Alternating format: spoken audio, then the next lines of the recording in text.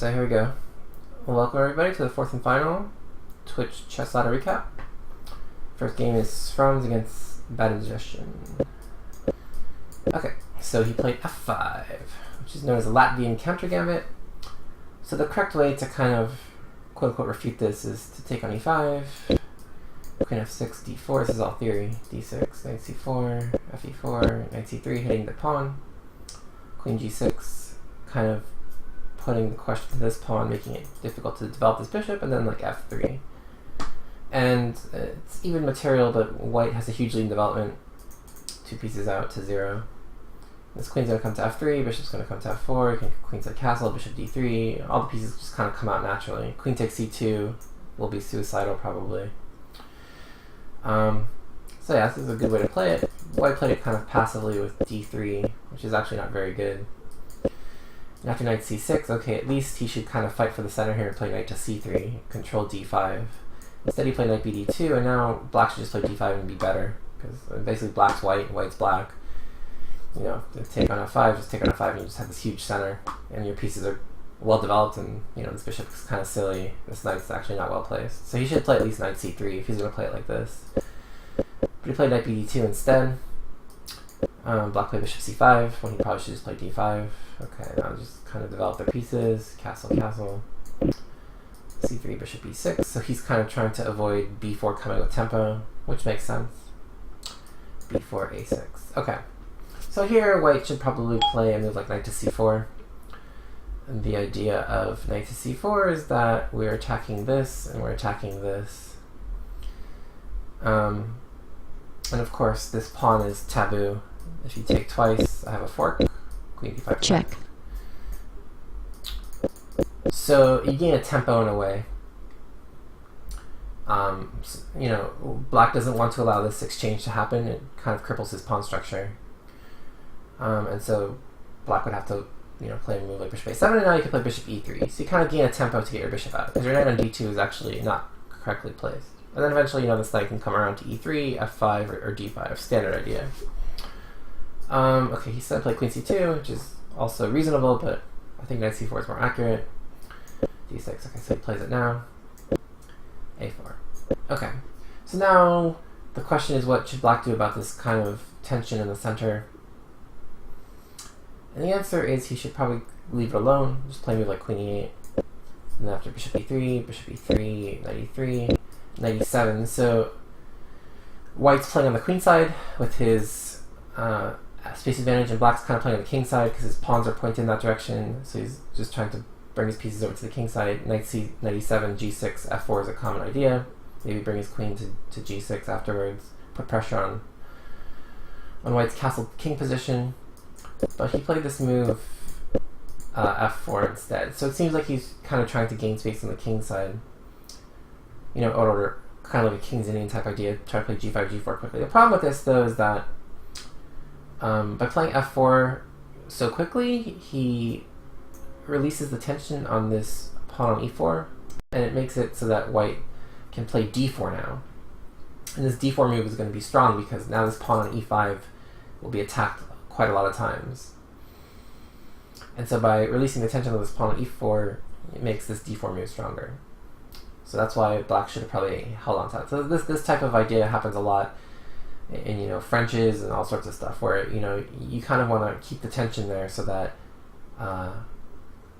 there's no freeing break in the center. So bishop e2, queen e8, b5, knight e7. Okay. So here white played d4, which is kind of thematic, but even stronger would have been to play the move b6. The idea being that, okay, you don't want to take this way, obviously, because this pawn would fall, this pawn would fall.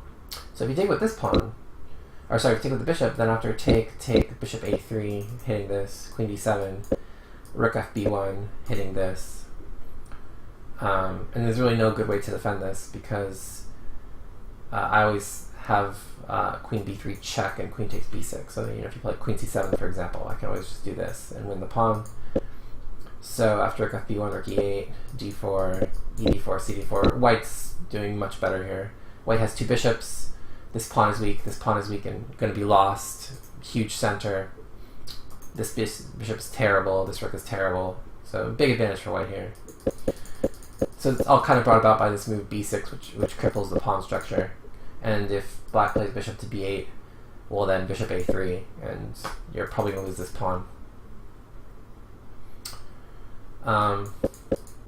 So he could have played b6 first, but instead he played d4, which is also reasonable. And then queen g6, oops, queen g6.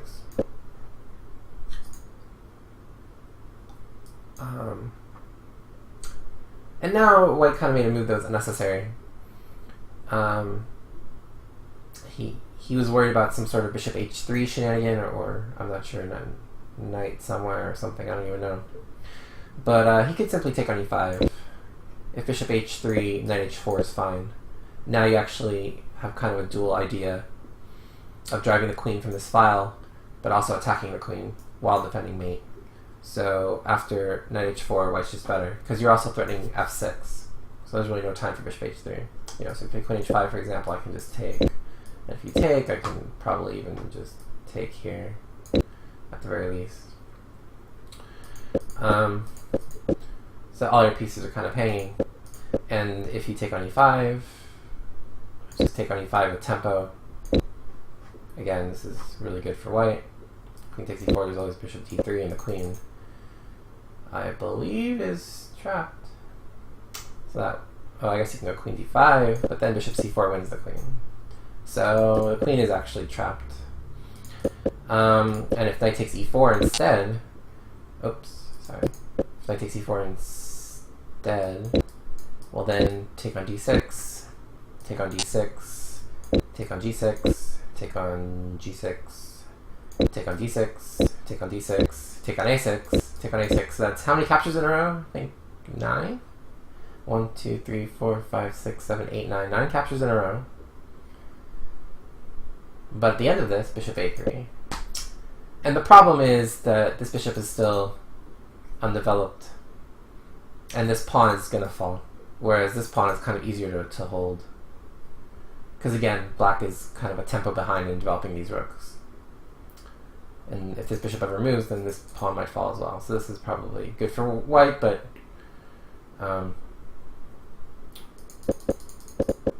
black may have some chances to draw there. Okay, but instead he played king h1, which is kind of a waste of a move. And here, you know, black can just take on d4 and be fine. Unfortunately, he took on e4, which is a mistake. Because after bishop d3, now d5, knight c takes e5. And the problem is this queen can't really hold on to this knight anymore. So, you know, if queen f5, for example, I can just play rook e1, and then I just win a pawn eventually, because this knight is pinned. So you play queen h6 instead. And then took. So now white's just up a pawn, 6 on 7. Knight f5. And now white could just win another pawn with pawn takes pawn. Don't forget this pawn is pinned. So after knight d6, for example, you can actually even play the cute pawn takes pawn.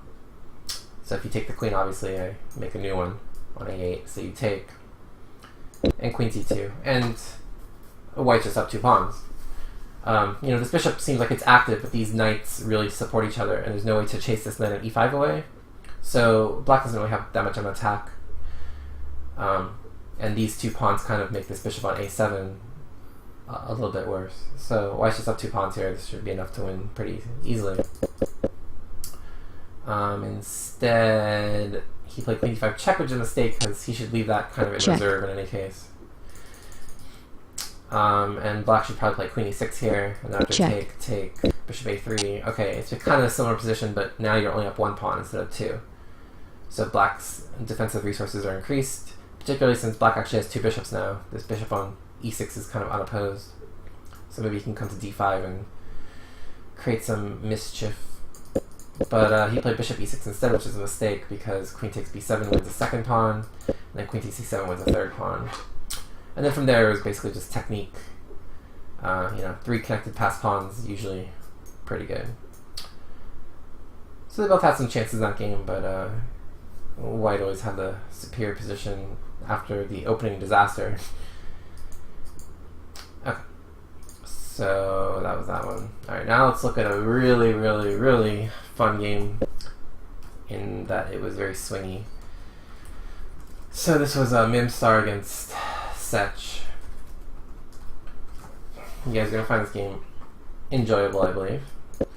E4, E5, knight f3, knight c6, knight c3, knight f6. This is a 4 knights. So there's actually a lot of moves that you can play here. Bishop e5, which is what I play now. Bishop c4, which is the Italian 4 knights. Bishop e5 is the Spanish 4 knights. You can also play d4, which is just the Scotch 4 knights. Or you can play g3, which is actually what I used to play. Just a kind of like a quiet setup. You just want to play like bishop g2 and castle. So all those are kind of reasonable. d3, however, is a little passive, just because it limits the scope of your bishop. As you notice, two of the main lines were bishop to b5 and bishop to c4. So now your bishop's not coming to either of those squares. So again, I say this every time, but you just want to keep as flexible in the opening as possible. Particularly as white, you don't have to really resort to a passive setup. Black, for his part, is more likely to go d6 before developing this bishop, just because he's black, so he's down half a tempo. But white shouldn't have to do this. And now white limits her options by playing a move like d3. So, any of those 4 moves I recommended are fine. Just kind of a matter of taste. But d3 is a little bad. Just because, kind of let black get in d5 freely.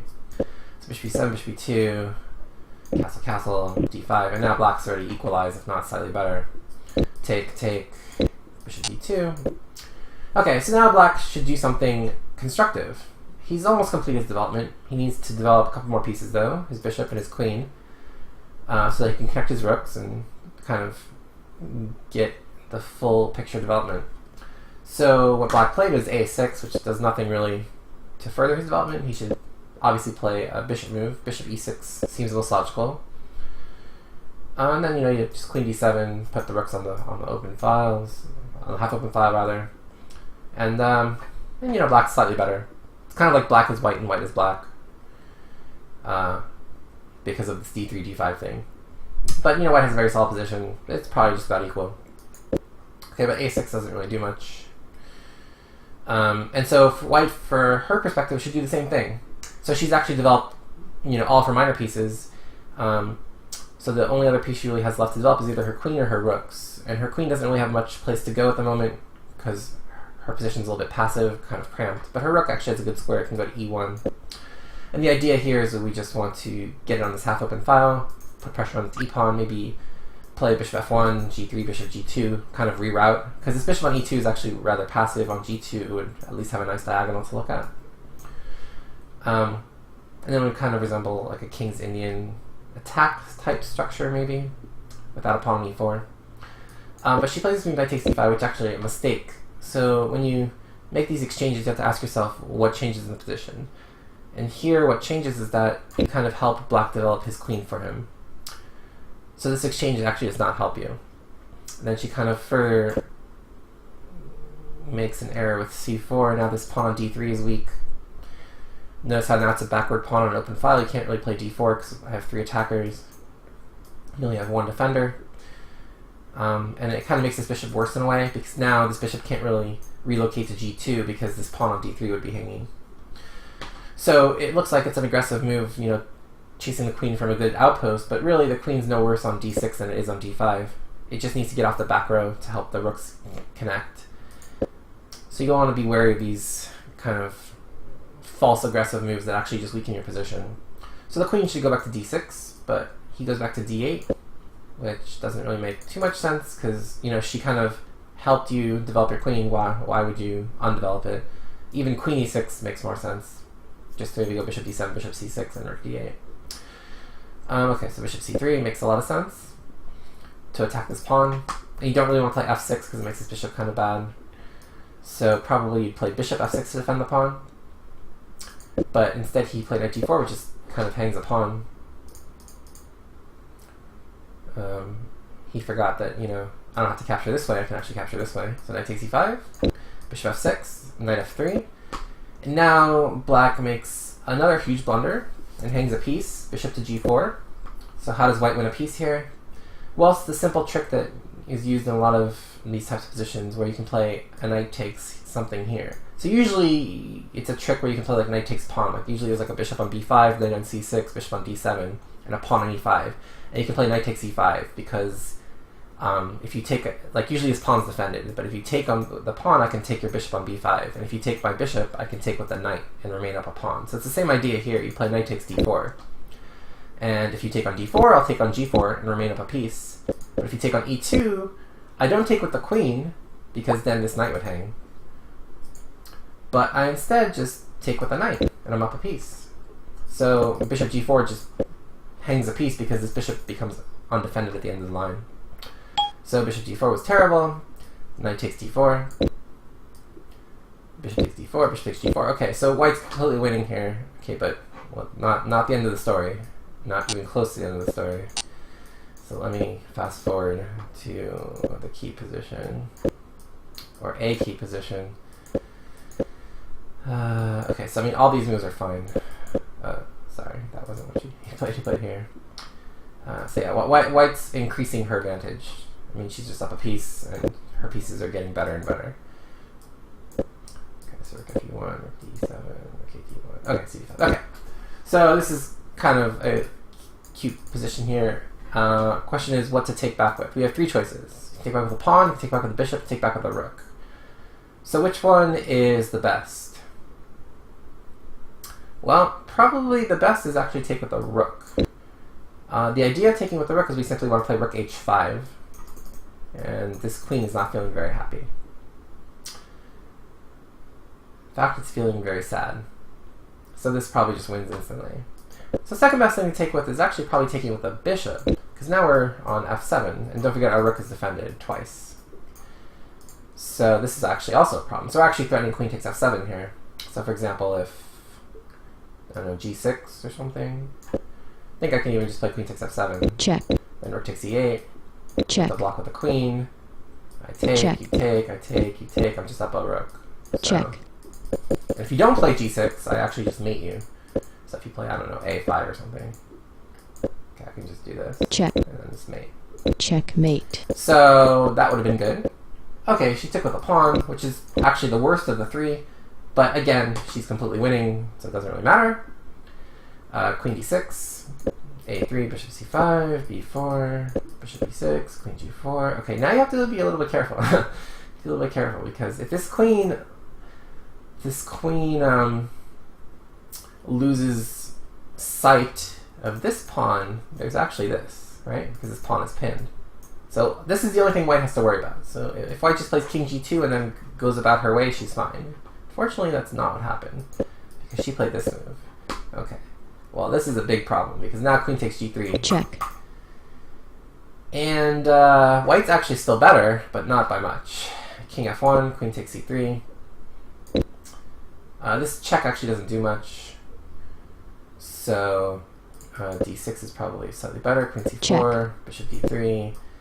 Check. Take, check. Take. And actually, white's only slightly better here. Because believe it or not, the pawns are even. Of course, this pawn's good, but in any case, white should never allow this in a million years. So she has to worry about this. She probably forgot that it's actually undefended because of the pin. Okay, so black, of course, blunders right away with g6. Okay, so she realizes her mistake. So she could have obviously taken on f6, but then again, queen takes g3 is a little annoying, so she played queen f3, which is correct. And again, black could have kind of exploited this with rook takes e4. I mean, white's still winning because after rook takes, queen takes g3 check. Fork, queen g2 and queen takes c3. I still have a rook for a bishop, and this pawn is very strong, so this is still completely winning, but okay, at least black is not down as much material as he would have been. Okay, so f5, bishop d3, so take, check. Take. Check. Okay, so you think white's out of the woods? You'd be wrong. Bishop d4, bishop c4, b5, bishop b3. Okay, some more moves. So she's trying to trade pieces, which is good. Okay, so now again, this is still a threat. If this queen loses sight of this pawn, which it did. So now queen takes g3 is actually better check. For black. Because after king f1, check. King g1, take, d6, check. king f1, take, and queen e6, this is actually better for black. 3 on 2. And these pawns are kind of weak. Okay, maybe white can draw this, but notice that these two pawns are also on dark squares. So if maybe black can get behind these before white can get behind those, maybe black can try to actually win this. But okay, now only black can be better. So again, missing queen takes g3 actually costs white. But of course, why would black see it? Why would black see it? So bishop a7. Okay, so she doesn't hang g3 anymore in this game. Does she make another mistake? Oh, you better believe it. Queen e5, queen takes e5, bishop takes e5. Okay, how could she make a mistake up a bishop at an endgame? Well, I'll show you. King b7, king f3, bishop b6. Okay, so this is all fine. I have to get to the final position, though. Okay, h5, bishop g5, bishop f4, bishop f6. King e3, bishop b2. Okay, so she hangs these pawns, but again, it doesn't really matter. Check. King e7. Okay, so here even, you know, white can just go d6, d7, d8 pretty easily. Check. d6. Okay, where's the king go? I don't really know. Say here. Just d7. And now king e7, just bishop Check. d5 wins. If king d8 first, you'd want to play check first. Check. And then check. Check. And then check. Check. The only difference is, you know, if you play d7 first and then check, Check. I can block. Of course, it's still completely winning, but okay, it's even more winning if you check first. So d6 just wins instantly. You can't really stop the queen because the bishop is actually out of play. The bishop needs to be here. Okay, but she played check. Check. I mean, it doesn't really matter. King e4, king bishop b4, so it's still completely winning. Check. Although it requires a little more technique. Check. Check. Okay, so Check. still winning. Okay. Check. Still winning. I mean, not the best, but still winning. Check. Okay. Bishop h7, king e6, bishop f5, Check. king f6. Okay, still winning. h6, a5, h7, king g7 forced, king e5, b4, king e6, a4. Okay. So now the question is how to win here. It's actually a little tricky.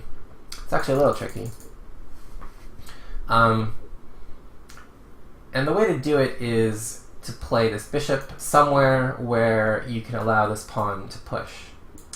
So for example, bishop d3. And now after a3, of course we just play bishop c4, stop these pawns, and then queen the pawn.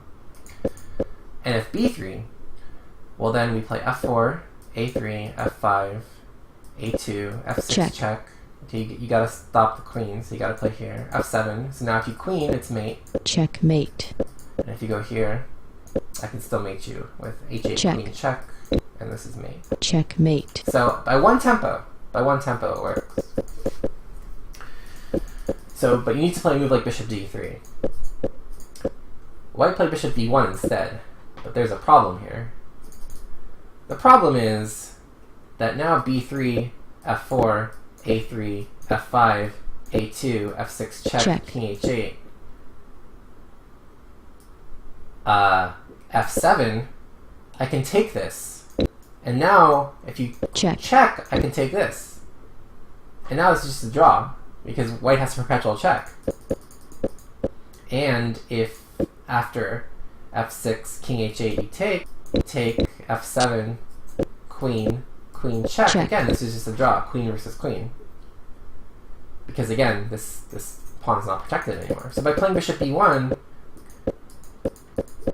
you allow a2 to attack the bishop, gaining a critical tempo. So actually this is now a draw, believe it or not, after bishop e1. But of course, white, after blundering, can expect a black blunder immediately afterwards, which of course happened. So a3, so now obviously this is not the right way to push the pawns, because bishop a2 can just stop him, and this pawn can queen for sure. But, you know, white wants to return the favor, so blundered again. f4. So now f4 again just transposes the line I just showed you with b3. And f5. So of course a2 draws, because this is just a direct transposition. f6, check. King h8, take, f7, queen. Check. But yeah, I mean, you know, black doesn't want to look the gift horse in the mouth, so after f5, why would he play a2 when he can play king takes h7 and lose the game? f6, king g8, king e7, a2, but now it's check. And that's actually mate. Checkmate. So you know, 7 blunders in a row, and white wins. Okay.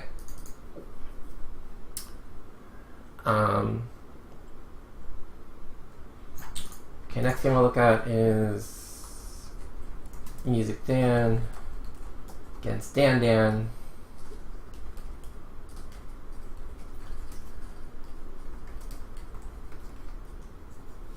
Okay. So this is in English. C4, C5. Okay. So this is all kind of theoretical. Okay, so here bishop e2 is not really very common. Usually either you play a3. The idea of a3 is that after a6 you play take... Oops, sorry. You play take, b4. So you're playing a3 so you can get in b4. So that's one way to play it. Another way to play is you can actually play take, bishop e5, bishop d6, take, so you kind of gain like a quarter of a tempo, and you castle. Because you play against this isolated d-pawn. So those are a couple of ways to play this for white that are more common than bishop e2. Bishop e2 is not really in the spirit of position, because d takes c4 is a good response. And again, now white kind of lost a quarter of a tempo. So cd4, e4, bishop e4. So this move is actually a mistake. Bishop e4. It looks logical enough, but you know, you never intend to take this knight because it connects these pawns. So you actually want to play bishop e7 here. This bishop is much better on e7 because it helps break a pin on f6, which, as you'll see, becomes really important. Because after castle, castle, white played bishop g5. And guess what black's best move is here? Guess what black's best move is here? You better believe it's bishop e7. So the fact that the best move involves you losing 2 full tempi probably means that you should have played bishop e7 to begin with. Instead, a6, a3, bishop a5. Again, this is the wrong way for the bishop to go. The bishop should come back to e7.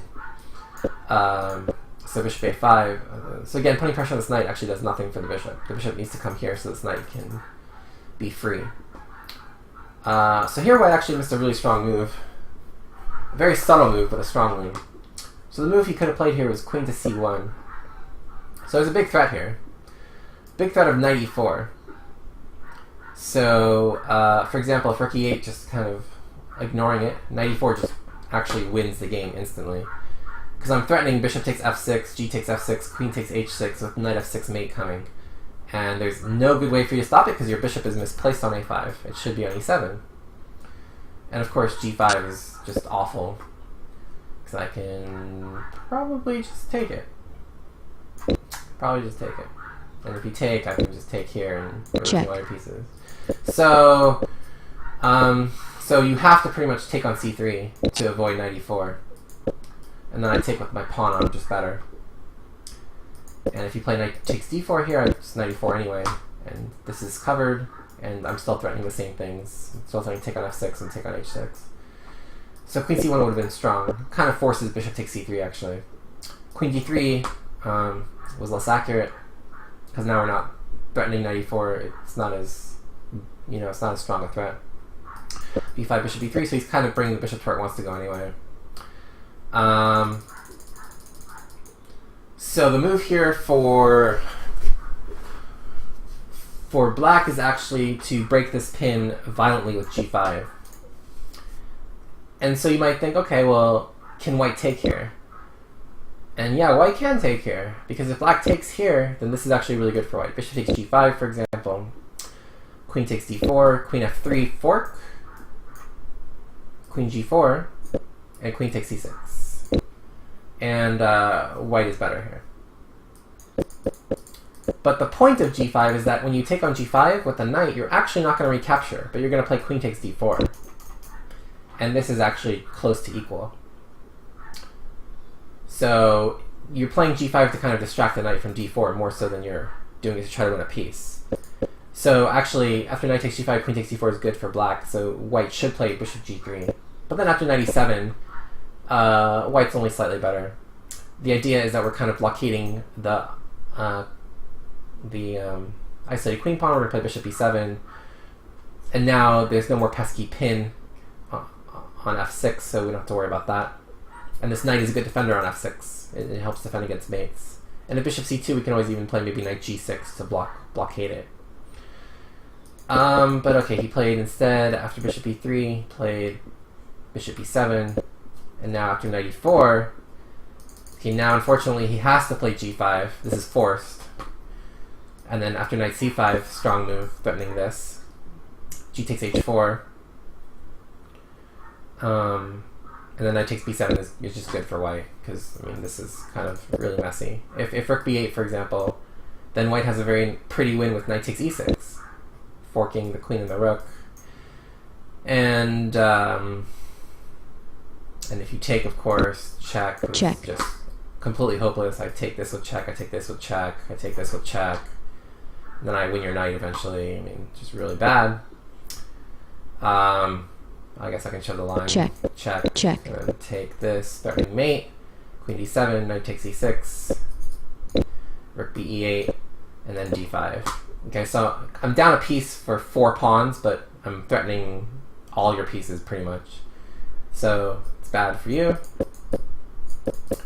So that just wins. And if bishop c8 instead of rook b8 to try to defend this square, well then just bishop g3. And this is really good for white, because your bishop is terrible, your king side is a mess, and this knight is strong.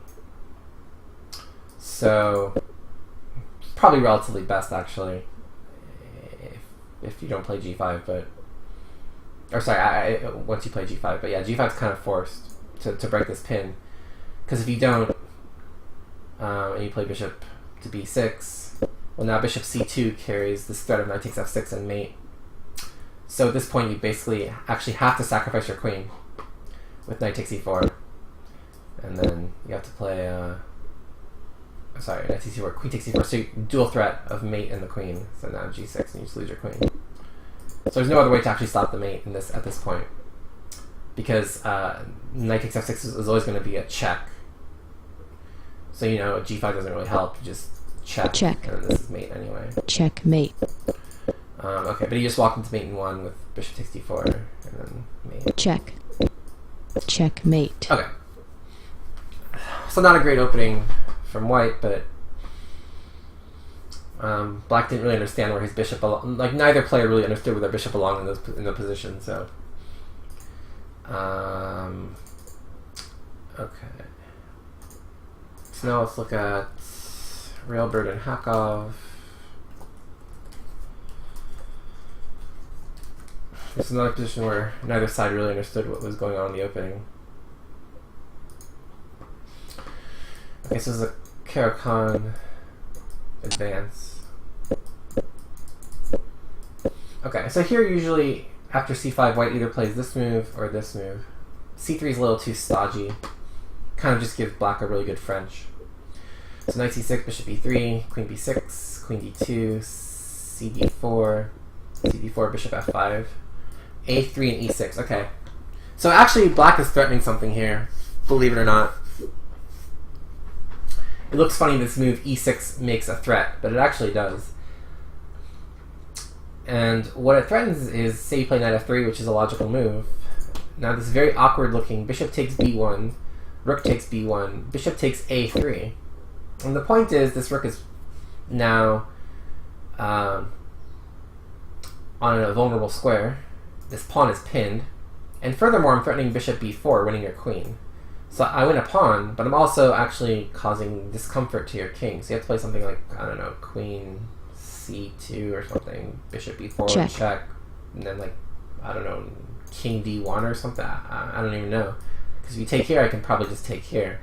So in any case, this is really unpleasant, at the very least. So after e6, the threat is bishop takes b1, rook takes b1, bishop takes a3. And because of that, you have to play knight to c3, only move. Only move. Every other move loses to bishop takes b1, pretty much. But instead, if I play knight f3, probably not realizing that tactic existed. And of course, black should have, take on b1, but he missed it too. Knight g7. So now some more moves. Bishop g4, bishop b2, Knight f5, rook d1, bishop b7. Okay. So here, in this position, white should probably just castle. White should probably just castle.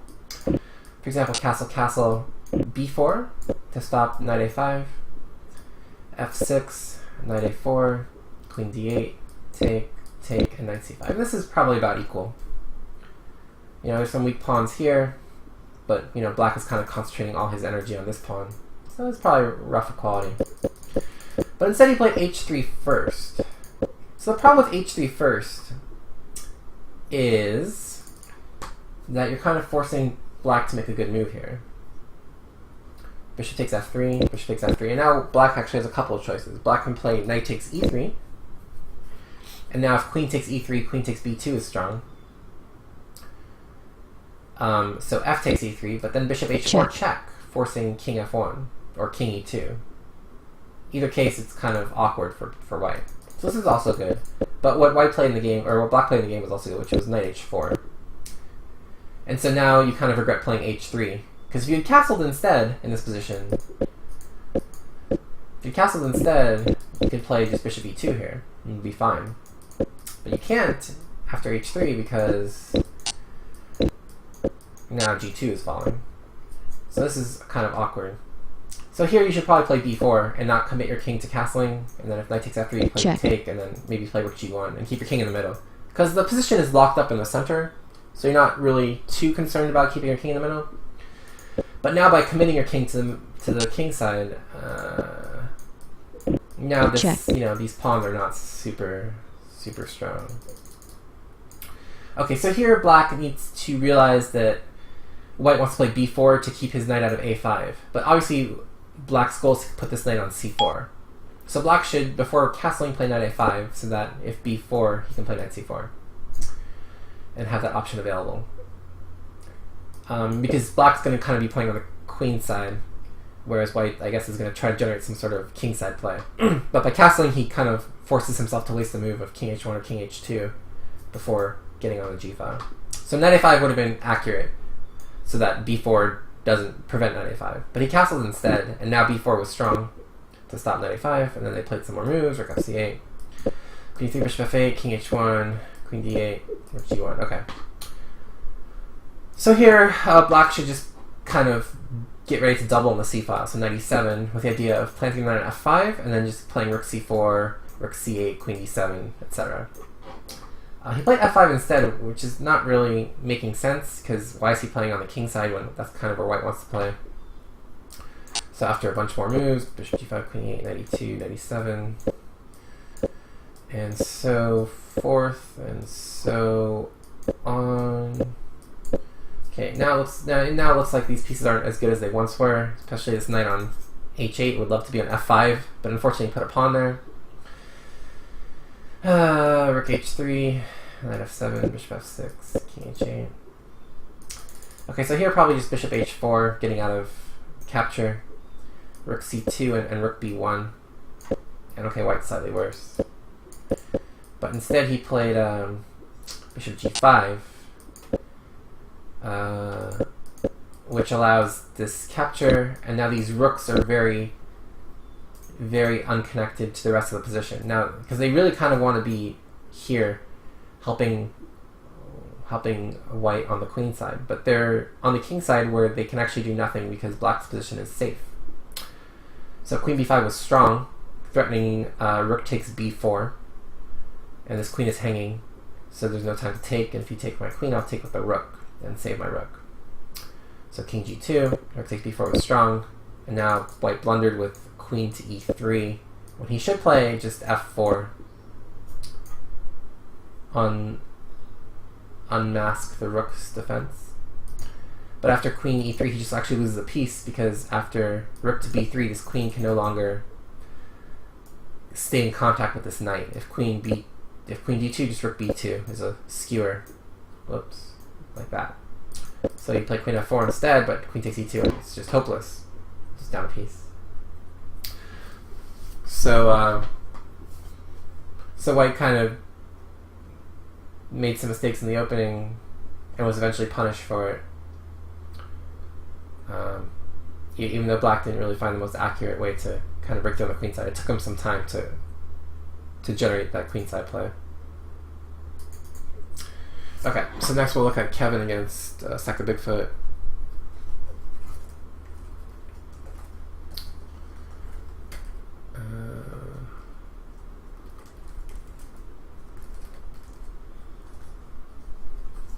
Okay. So d4, d5. Okay, so he played knight c3 here. So again, it's kind of like a common mistake, usually developing your queenside pieces when you should be developing your kingside pieces first. So if you want to play d4, d5, you probably should play knight f3 first. And then c4. Because usually you want to develop this pawn before you develop this knight. So knight c3.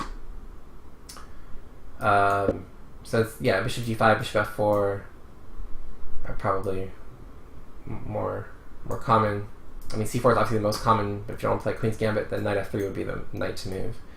Knight c3, knight f6, knight f3, bishop g4. Okay, so here, knight e5 is probably good, just to kind of put the question to the bishop. h3 is kind of a waste of a tempo. No point in chasing the bishop away. It's not really going anywhere. Okay, now g4 even weakens his position further. He shouldn't really be worried about this. You know, he can just play even like bishop f4 or something. Just go e3, bishop e2. But he keeps chasing the bishop. Okay, bishop g5, e6.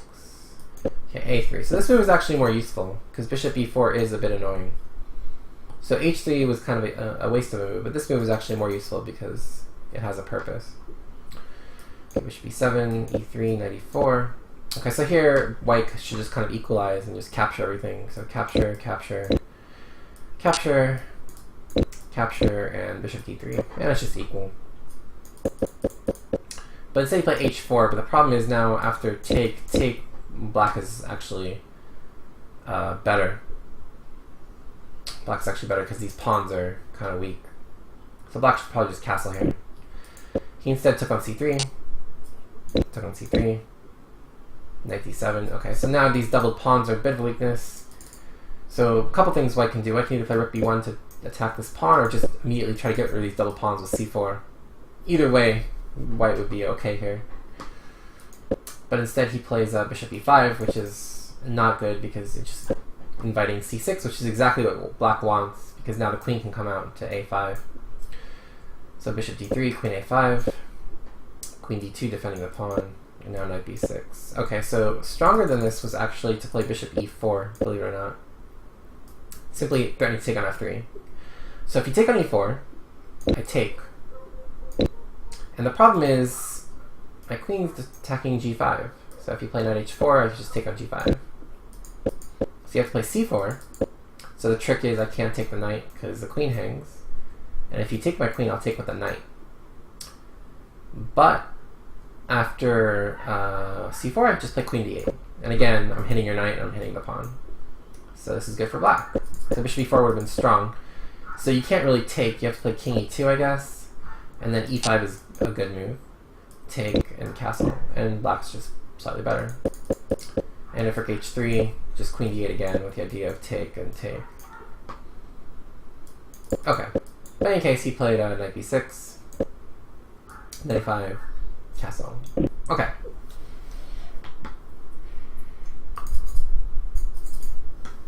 So here, black's connected his rooks. White has not yet.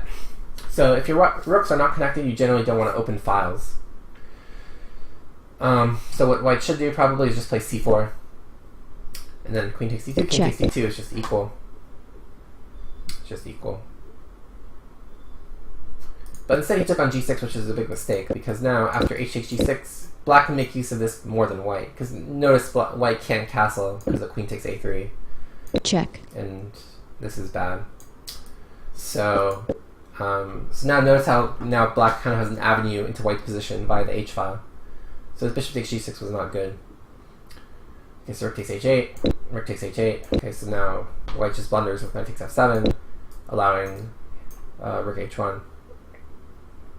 Okay, so he probably should play king e2 to get his rook out. But after knight c4, g4, e4 and rook h3, white's in severe trouble because this pawn is hanging. And this king is actually a bit unsafe, and this queen is kind of stuck because it has to guard this pawn as well. So again, allowing black to kind of penetrate down the h file was a mistake. He probably thought he had some sort of trick with, like knight takes f7, but the problem is he never has the tempo to do it. So it just doesn't work tactically. And so if white moves off this file or something, you know, black can always just defend this pawn. Yeah, he might not even need to. He might be able to play rook h2 and then just play like rook here or something. Pressure on f2. But in any case, it just didn't quite work out tactically, and so white lost his rook on a1 after knight takes f7. Check. And then went on to lose the game. So that was that one.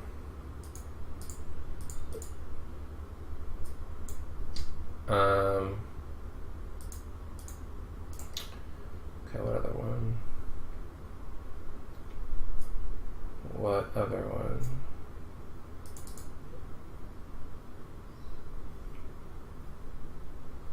Okay, let's look at Misha and give peace a chance.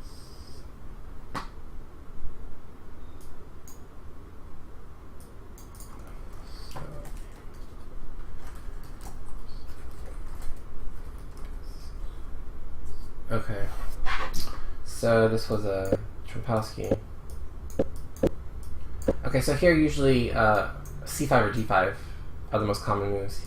Black played e6, which is a little odd, because you know he still has problems with his bishop now. e3, c5, bishop d3, d5, take, knight c3, cd4, queen d4, queen d4, e4, bishop d4. Okay, so this is all kind of normal stuff. Knight ge2. Okay, so this is a key point. So black probably should play f5 here, so that after castle, d5. This is a move that white wants to play to give his knight d4. But here, in this position, I can just play a move like knight a6 and kind of ignore it. Because if you push your pawn to d6, then this pawn could become weak. I can blockade it with like knight c5, knight d7, and try to get an e5. And if you take it, it just helps me develop. But I actually probably don't want to take, because again, it gives your pieces a lot of good squares. It gives your knight d5, gives your knight d4, etc. But the move that black played was knight c6. Now the problem is, when d5 comes, it's going to be attacking something. So you're going to have to respond to it. So after castle f5, d5, okay, well now you kind of have to take. Because this knight really has no place good to go, and knight b5 is an issue, threatening knight c7 and knight d6. So he took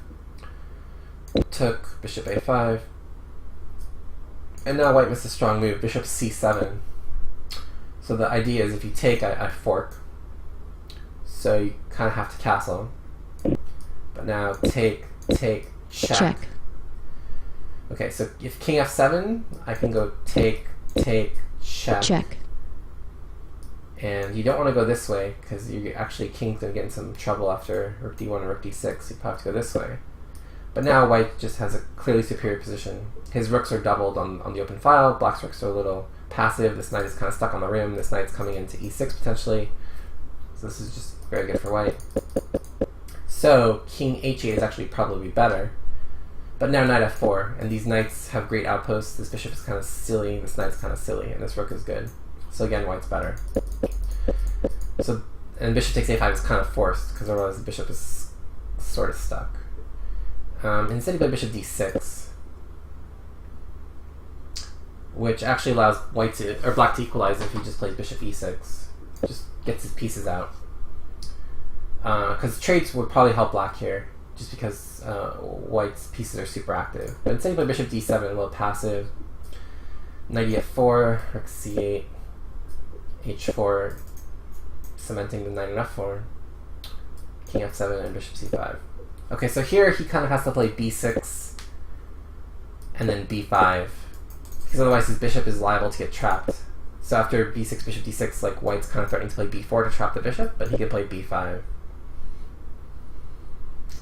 And the idea is kind of go like bishop d8 or something and maybe reroute. but instead he played rook hd8. And now after b4,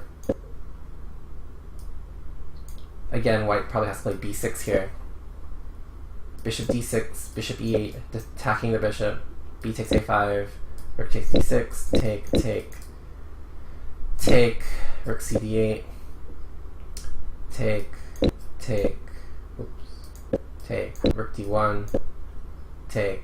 Check. And okay, maybe black has some chances to hold this for a draw, because black has a bishop, and white's pawns, while he has two passed pawns, are both isolated.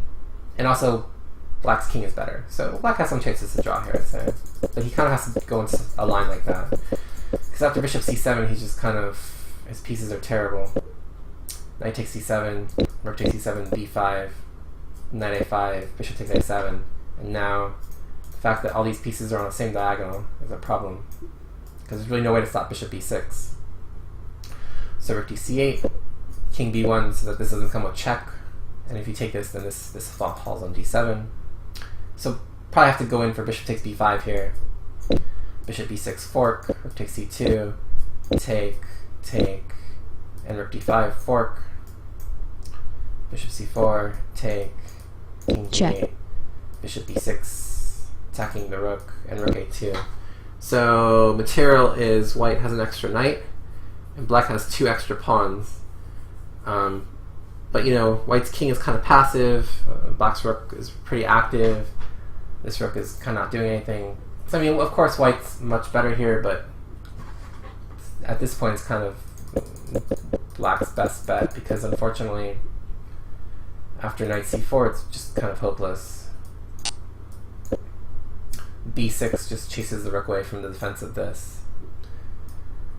So black tried a knight a3 check. But after king a1, knight c2, check. King b2, rook c5, he's just down a piece. So black resigned in another 13 moves or so. Okay, let's look at two more. So we'll look at Llama Lord and Zwish.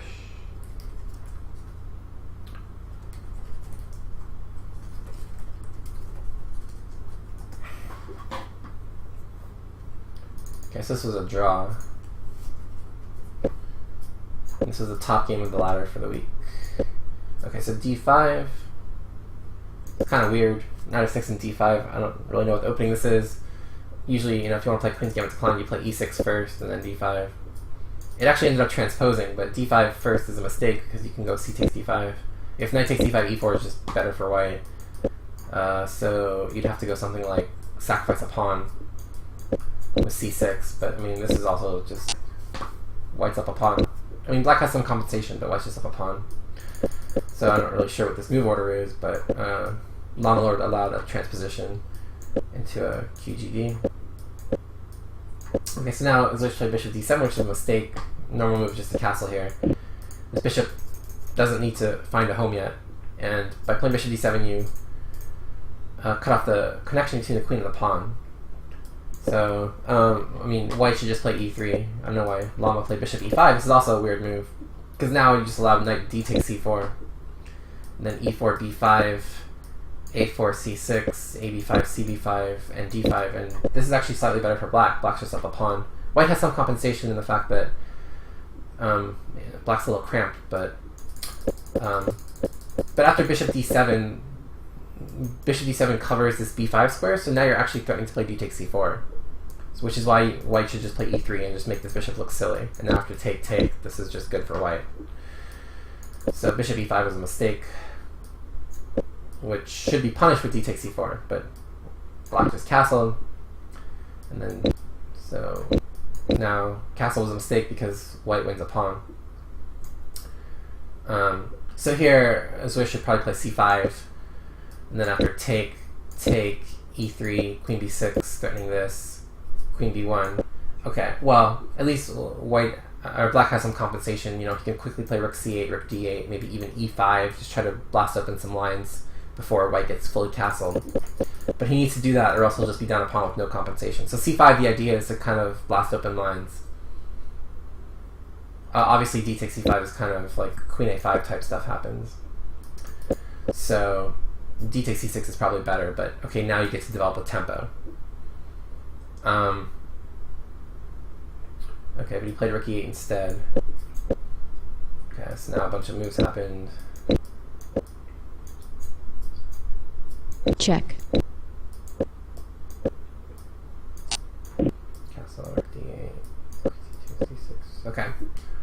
So white played rook a d1, but it seems to make more sense to me to play rook a c1, just to get on the open file.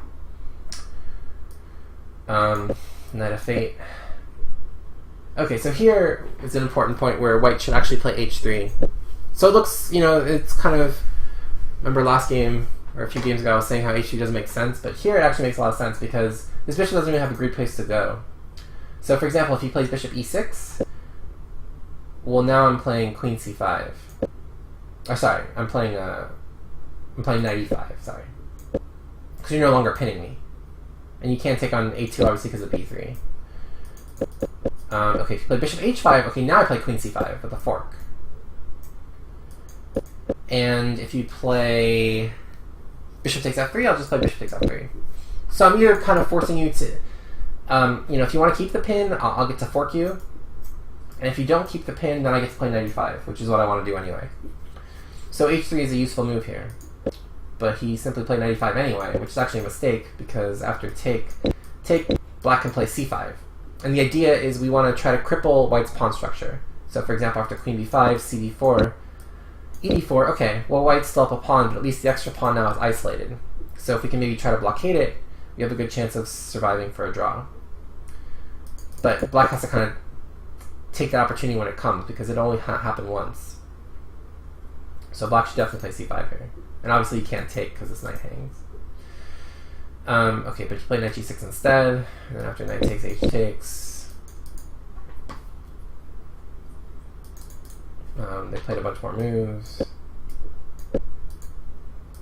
Black's trying to get some sort of attack going, which should never really work. See how he played rook c1 anyway, because rook was never really good on d1. Okay, so g4, rook d5. Okay, so here black should take with the queen, threatening to take on a2. And so after h takes g4, just take on a2. And then b3, queen a5. And okay, white's only slightly better now, because his extra pawn is doubled. Taking with a pawn is a big mistake, because now it gives white a target on d5. Okay, so hg4, rook g4, queen f3, rook h4. Okay, so this doesn't actually do anything. So again, rook c1 just makes a lot of sense. Just want to play rook c5 and take on d5.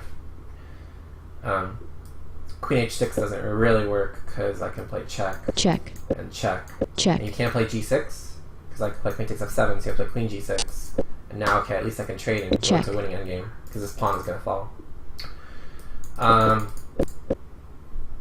So rook c1 would have been better. He played g3, trying to defend against stuff that wasn't really a threat.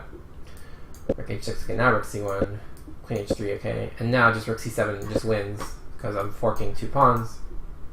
Queen h2, I just played king f1, but he played queen g2 instead. Not sure why he's so eager to trade queens, but black has no threats really, so okay, queen d7, rook c5, and here probably queen f5 is better. So the point is I can't actually take here because I'm getting mated. So for example, if queen takes d5, this is actually mate. Check.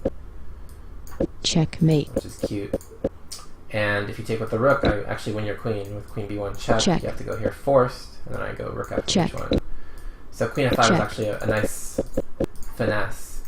So this actually forces e4 basically. I mean, rook c1 is the other possibility, but this, I mean, obviously you just gain a tempo. So e4 is kind of forced, and after queen takes e4, queen takes e4, d takes e4, rook e5, rook c6, getting on the 7th. So again, white's up a pawn, but notice how active black's rook is.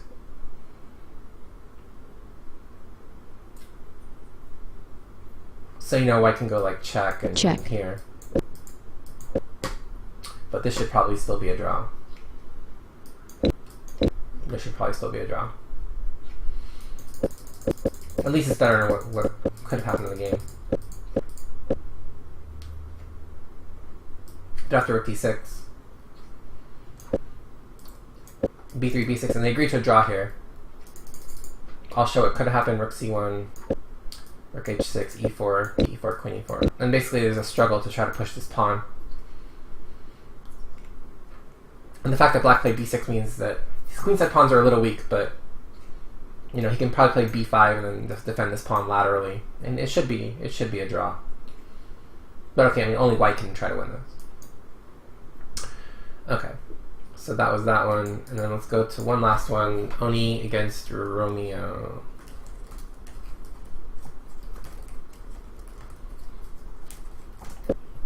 Okay. So e4, e6, d4, d5. So kind of advanced French. Okay, this is all kind of normal stuff. Okay, so after knight e7, usually white either plays knight a3 in order to play knight c2 and defend this pawn, or d takes c5 right away, now that the bishop can't attack it. So those are the two moves here. But castle is usually not encouraged, because after take, knight f5 actually kind of just wins this pawn, because you can't go bishop e3 because the queen takes b2.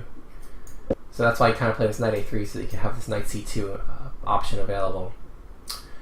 And if you take with a knight here, knight takes e5, wins a pawn as well. Bishop e3, just a6. And this knight has no good discoveries, believe it or not. Knight f5, I can just move my queen. Queen takes b2 even. Maybe just queen d8. It's not allowed knight d6. And if knight takes e6, I can take with the queen. But okay, in any case, so after castle, c takes e4 would have been good. Knight f5, the problem with knight f5 first is that you can play g4. So if you take first, and then play knight f5, g4 doesn't do anything, I just take. But if you play knight f5 first, now I can actually play g4, and now your knight has to go someplace a little bit awkward. Knight h6, and I just play h3. And white's slightly better again, because you're not winning this pawn. Okay, but instead white play knight a3. And after c takes d4 again, white should just play g4, chasing the knight away. Knight f7, knight b5, gaining a tempo first, knight g6, and now just take on d4. And this is again just roughly equal. But you have to save your pawn, because if you just take right away, then black just wins the pawn. So you have to kind of chase away an attacker first before you can do anything. So instead, white just took, which just loses the pawn. And here, which knight to take with? It's actually slightly better to take with the f knight. The reason is after take, you're slightly better. But the real reason is you're actually threatening to win this other pawn. So you're threatening to play like knight takes f3 and knight takes e5. Whereas when you take with this knight, you don't have pressure on e5 anymore.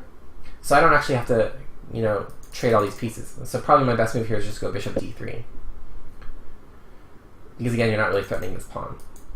But he took and it kind of transposed. Knight takes d4. Bishop e3, knight e2, Check. queen e2. Okay. So now black has to kind of realize what's going on here and just retreat. So where can his queen retreat to? Well, probably wants to go someplace safe. So the safest square is actually just going back home. You don't want to go anywhere on the c file because you don't want rook c1 to come with a gain of tempo. So just queen d8, bishop e7, and castle is probably the most prudent, and black's just up a clear pawn. But black tried d4, and now this is actually very bad. Very bad. Actually, white has a good position here after simply knight c4. And the point is, there's actually no good place for black to put his queen. The best square, believe it or not, is actually queen a6, and then just bishop takes d4, and white's slightly better because he's ahead in development, and these bishops are... This bishop on d7 in particular is not great, and black has a little bit of dark square problem on d6. Okay, but if, let's say queen c5, for example, which looks more natural, right? In order to try to keep hold of this pawn. Well, now rook a c1, threatening knight d6. And really nothing better than to take, knight d6, Check. take, rook takes c5, bishop takes c5, but now there's the trick of queen b5 check. Check. At the end. So if I didn't have queen b5 check, it would be a rook and two bishops for a queen. But if I do have queen b5 check, I get to take on c5. And then after e takes f2, rook Check. takes f2, and this is just really good for white. really good for white. And it's kind of relatively black's best chance, because, I mean, knight d6 is coming anyway. And where else are you going to put your queen, you know? Queen b5, knight d6 anyway, queen d5, rook d1, so... e takes f2 doesn't really help anything, because you're getting that move in anyway. So knight c4, just kind of queen a6, and you just take on d4. Okay, so you play queen b5 check, which is not as accurate. So for example, take, check here, here, and here, and this knight's actually trapped, I think. Bishop c5, and then the idea is just to go b6 and bishop b7. So 2 bishops for a rook, black should be better here. But instead you play bishop d7. Now after take, bishop c5. Okay. So what should white do here? Well, believe it or not, white should actually undouble black's pawns for him.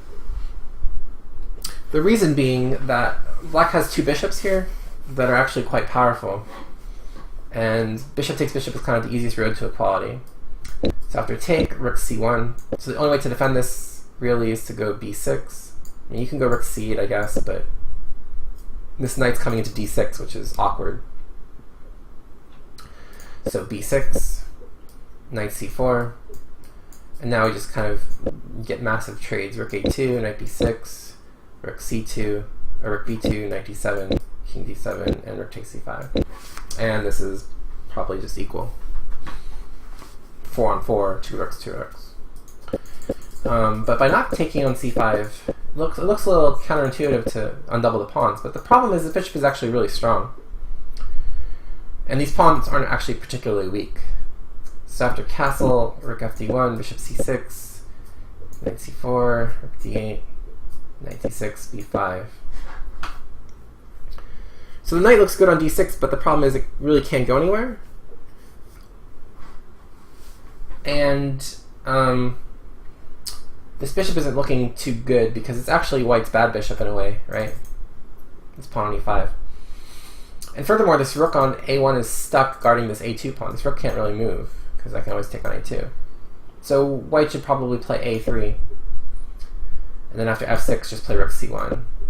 And this is probably equal. But instead he played b4, which is a mistake, because black correctly took and played bishop d5 to win this pawn. So white tried to hold it with bishop e5. Okay, so now black should just play f6. And if bishop f4, just g5, and if bishop g3, well, now I can just take on a2. And again, this is why you want to play a3. But after bishop e5, he played h5, h3, rook a4. So again, just f6, because this pawn's falling anyway. Rook a4, a3. Okay, so again, f6 would have been good. But he played rook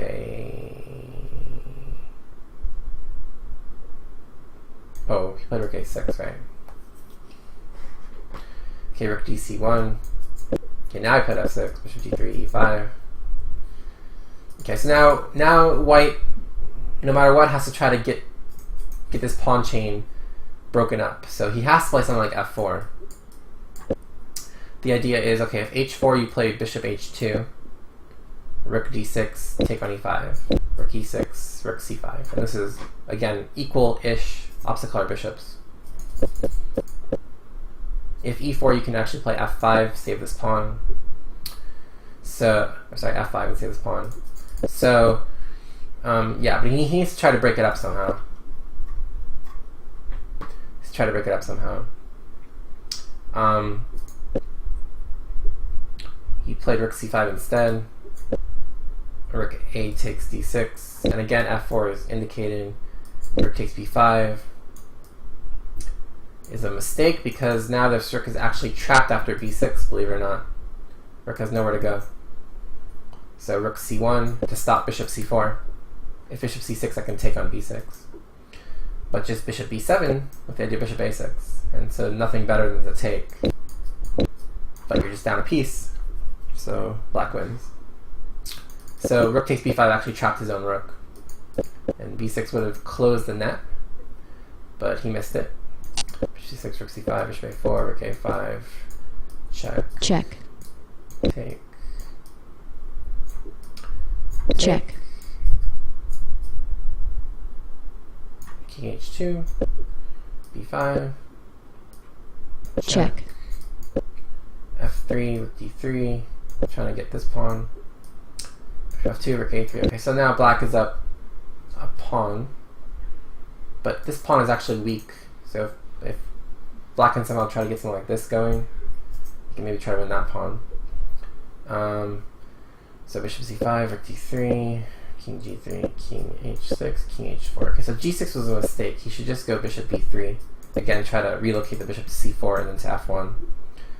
And then after bishop f8, he can go king g6. And then rook a7, he can go bishop f7 and blockade.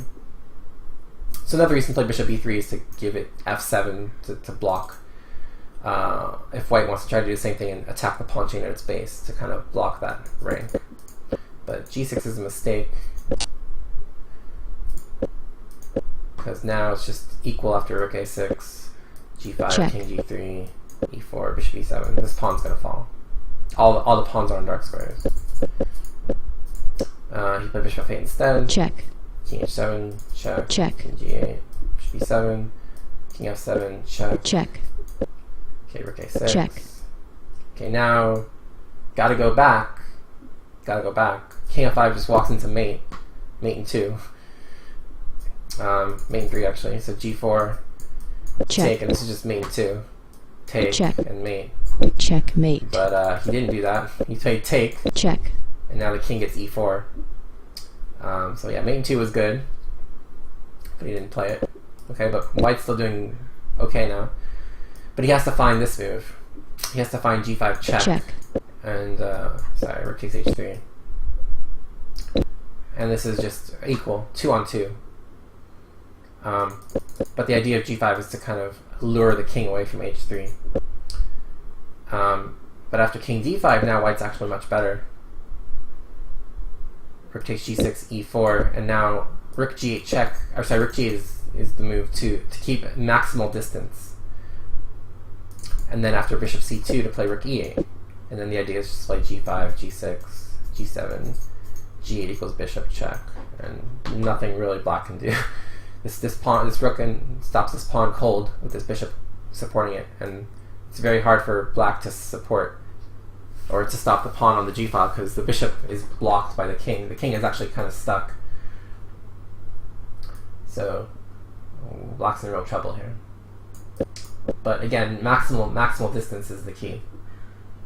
But instead he played rook d6 check. Check. And relatively best for black would have been king e5. And I believe this is actually a win anyway. But white has to find a lot of good moves. So the way to do it is to take. You have to take. If you don't take, it's actually just drawish. So you have to take. And then you go bishop e3 to stop d2, obviously. Okay, king e4. Bishop c1, obviously, to keep an eye on the pawn. Okay, so if the king gets too frisky, these pawns start rolling. So king f3. And now you don't want to play g5 because you always want to lead with your king. Because if you lead with your pawns, it's more liable to these pawns get blockaded. But you want to lead with your king g5. So the point is, if you go king e2, you can promote this pawn, but the problem is these pawns are way too fast. So you can only sacrifice your bishop for one of those pawns, and I'll get to promote the other one. So you have to go something like bishop d1, with the idea of like king g3 and then stopping h4. So h4 right away, bishop b3, h5, bishop g8. And now it's tricky because again the king is kind of in zugzwang. If the king moves this way, I can just take this pawn. So bishop d2 is a cute waiting move. And then after king e2, bishop f4, king f3, we've kind of gained a bit of a tempo, so we can play h6. And now bishop h7, bishop c1. And now black's in zugzwang.